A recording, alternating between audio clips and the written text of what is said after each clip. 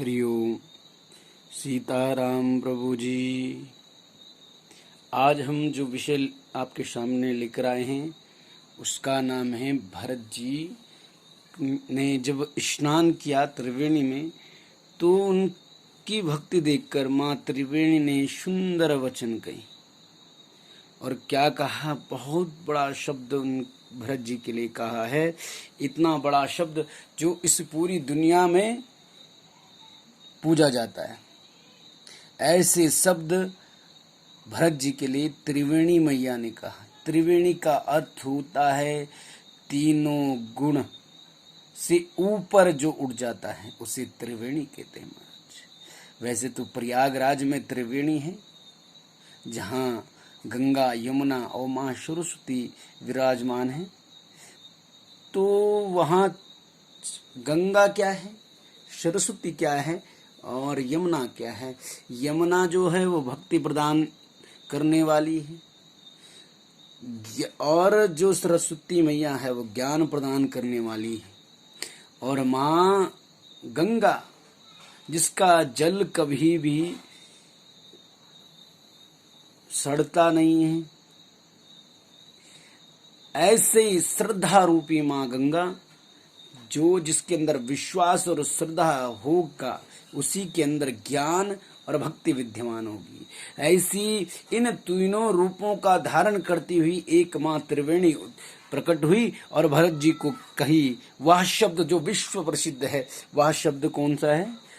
तात भरत तुम सब विधि साधु, तात भरत तुम सब विधि साधु। हे तात तुम सब प्रकार से साधु हो। देखिए यहाँ पर कहा है त्रिवेणी जी ने कि आप साधु हो। तो साधु कौन? तो आगे त्रिवेणी जी उसका लक्षण बताती हैं।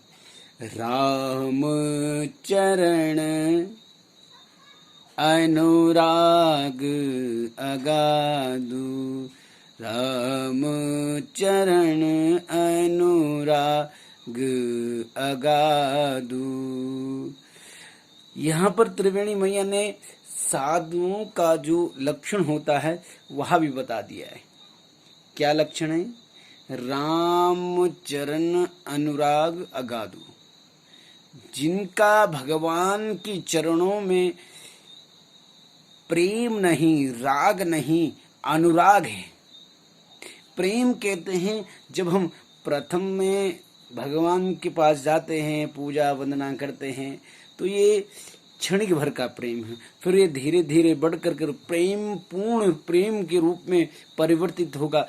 फिर यह ऊपर की ओर उठेगा, ऊर्ध्वा गति प्राप्त करेगा। फिर कहीं आपको राग उत्पन्न होगा, भगवान में राग उत्पन्न होगा और फिर वह भी जब अपनी ऊर्ध्वा गति प्राप्त करेगा तब उनके अंदर अनुराग आएगा। और अनुराग आकर के यह जरूरी नहीं कि राम चरण में आ सकता है, काम चरण में भी आ सकता है। इसीलिए प्रमुख बात यह है कि राम चरण अनुराग अगाधु।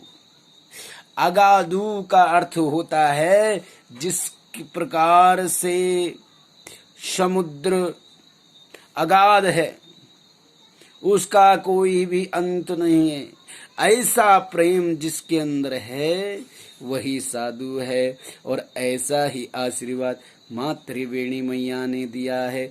बोलिए प्रयागराज भगवान की जय, बोलो सीताराम भगवान की जय। ऐसे ही छोटे छोटे प्रकरण को समझने के लिए, जानने के लिए आप इस पर कमेंट करें और आपको कौन सा प्रकरण जानना है इस पर भी जरूर हमें बताएं। धन्यवाद।